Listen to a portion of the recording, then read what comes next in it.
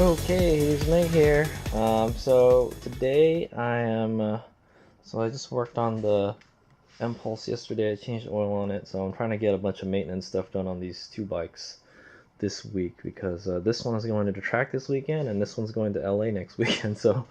Um, I've had a problem with the chain stretching on the KLR. Since like last year I started noticing it's always, the chain is always loose and it's always needing to be tightened. Now the KLR has like a really loose chain. I don't know why. That's just the way the spec is. It's like really loose, so that's just the way I've always ridden it, you know. I mean, I've never had a problem with the loose chain or anything. It doesn't like jerk or anything. There's no backlash, you know. That's just the way it is. But I've noticed like it's been needing more adjustment lately, and I'm starting to run out of adjustment. So that's when you have no more time, no more room for adjustment, that means that your chain is pretty much toast. So I've had this chain for maybe almost 20,000 miles now. So I think I got some pretty good life out of it. I think if you took really good care of a chain, you might be able to get 30,000 out of it. But what's on there right now is some kind of gold chain. I think it's a DID gold chain. Let me see. Yes, it's a DID 520 ER V2. So it's pretty much the same as the ER V2, yeah? This is a ER VX2. Right? Oh, this is a 520 VX2. So there it is. That's it. It's a little bit different than that one, but this is pretty much the newer version of that chain, and it's supposed to be, the DID chains are supposed to be like the best chain you can buy, so that's why I bought it. This is the same chain that I ran on DR before I had it replaced on the TAT, so it's good stuff. And then so I went over in a different video. So this is the chain. It's a 520 VX2. So this is like a kind of like a updated version of that chain right there. We'll compare them when I install them. Just take a quick look, and this is 106 links, I think. The KLR has a kind of a small chain. Oh, they might have that grease all over it. Oh, so shiny. Nice thing about these gold chains is that they, when you wipe them down, they look bling bling. And then I got a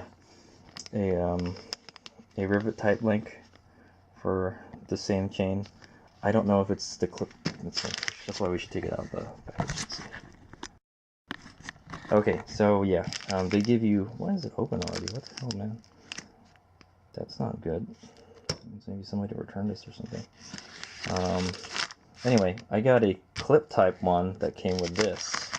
So I don't like the clip types. I do rivet only. So I got a rivet one. So that way I don't have to mess with it. I don't have to worry about it coming off or anything. I never take the chain off, you know. So yeah, so there's that. I don't know why the thing is open. I should inspect it. I will inspect the chain. What else do we got in here? Okay, so this is the first time I'm going to try one of these. I got a Super Sprockets Stealth Sprocket. So this here is like the bee's knees, is what they say. This is a fancy sprocket now. It's kind of expensive. I think a sprocket will run you around like 50 bucks or something. This one's closer to about 100 bucks. So I'll go over all the prices if I can find the receipt. They didn't even give me a receipt. I think I have to go look at my invoice online. But yeah, so this is a Super Sprockets. I think they're made in UK. They sell a bunch of stuff for. They didn't say where it's made. That's really odd, huh? Oh, Poland. It's Polish. It's a Polish sprocket. It's fancy pants. So this is a Kawasaki 520 pitch, 43 teeth. So that's the stock gearing, 43. I know now is my chance to change the gearing, right? But this will do about 70 miles an hour at 5,000 RPM, and I think that's okay. I don't really want to change it. I would like to make it a little shorter, so it would be better than dirt, but I really, you know, there's no problem with it. So the cool thing about this sprocket is, yeah, I think it was about 100 bucks anyways. I'll go over the prices later. Is that I got the gold one with the black outer. So the gold part here is aluminum, because it's lighter. It's less, you'll get more power because it's lighter. But the problem with aluminum sprockets is that the teeth on an aluminum sprocket, they wear out way faster than a steel one because aluminum is softer than steel. So what they've done is, like, the inner part of the sprocket is aluminum, and then they make an outer part. It kind of reminds me of a brake rotor, actually. It's very similar to a brake rotor, like a brake rotor like this. See, this is like aluminum here, and then this is steel right here. So that's why this probably the scale for one is so expensive. It looks like a rock or something got stuck in there. There's a big line on that. It's like, that's not cool. Yeah. So anyway, it's very much like that front rotor on my KLR. So I got a hardened aluminum center, and then it's got a steel. It's got the teeth part. The outer teeth are steel. So you get a little bit of the lightness of aluminum and the durability of steel. A buddy of mine has a 690 Adventure or 660 Adventure KTM, and he had one of these, and I was like, I was kind of admiring it. It's like, that's kind of cool looking. So I figure it's, I haven't had to change the sprockets or chain. Actually, I have changed the sprockets on this, but I actually geared it wider, and I didn't like it. Yeah. So, and then I got one of these primary drive counter sprockets. It's a 15 tooth.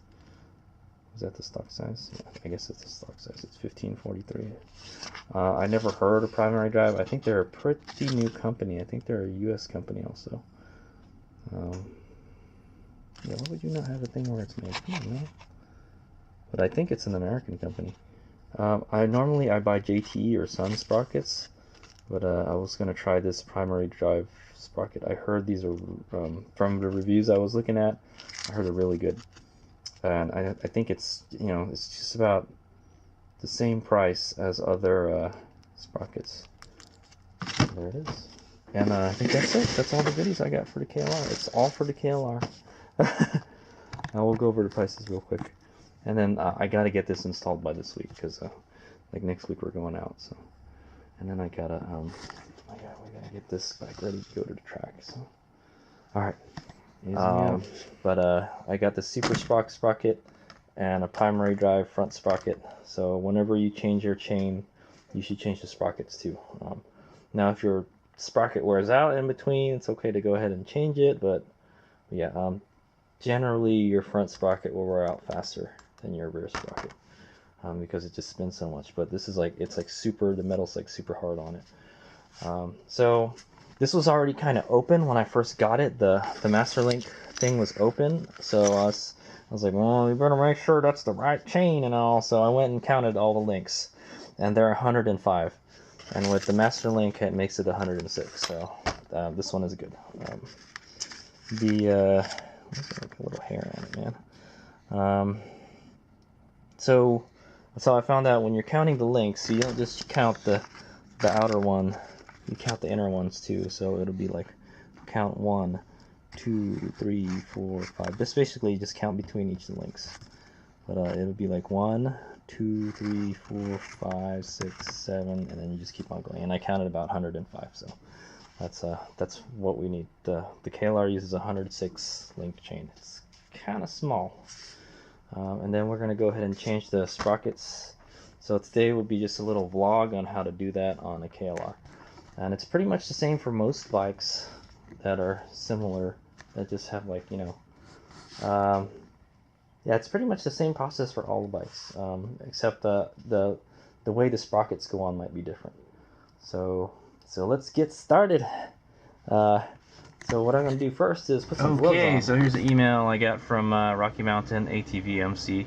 They're my kind of go-to place when ordering kind of off-road vehicle parts, mainly for my KLX and stuff, but they got other stuff too. They don't just have dirt bike stuff and quad stuff. You can buy stuff for street bikes and dual sports. So yeah, check them out. They ship really fast. Is one thing I like about them. They have a store in Utah, I think. I I didn't get to go before though. It's like in the city somewhere. Anyway, so here's the prices of those stuffs, those goodies. So the Super Sprox rear sprocket 43 tooth was 88 bucks. It's not bad. It's not a bad price, I guess. I think a sprocket will run you anywhere from like 50 to like 100 bucks, depending how, or maybe like 40 to 100 bucks, depending on how much it costs. So it's a little bit pricey for rear sprocket. And I got this primary drive front sprocket for 92 KLR650, $9. What a bargain! I think they're usually like $15. Yeah, usually a sprocket will run you like somewhere around, a counter sprocket will run you about 15 bucks. The X-ring chain, the DID X-ring chain, the VX2 version, the updated one, the super high-speed one, is 77 bucks. That's not too expensive either.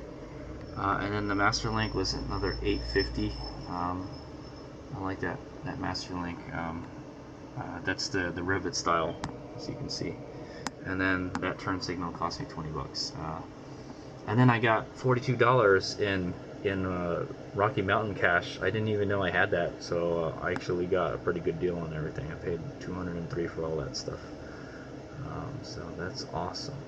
And the shipping was free. So they're really good with the shipping, and they're really fast. I think all this stuff got here like a day before the day I left for like World Superbike. Good stuff. I think it took like a day or two to get here. So they're in the middle of the country, like Utah, so they're not too far from me. So they're awesome. All right, so that is the goods that are going on the KLR. We'll do a little. I'll do an install video, and then we'll do a comparison on how the old chain looks compared to the new chain. I think the chain that's on there right now, the gold chain, is basically an older. It's an X-ring, but it's an older X-ring. This is like their newest. They have like a revised one, so it should be awesome. All right, let's make out.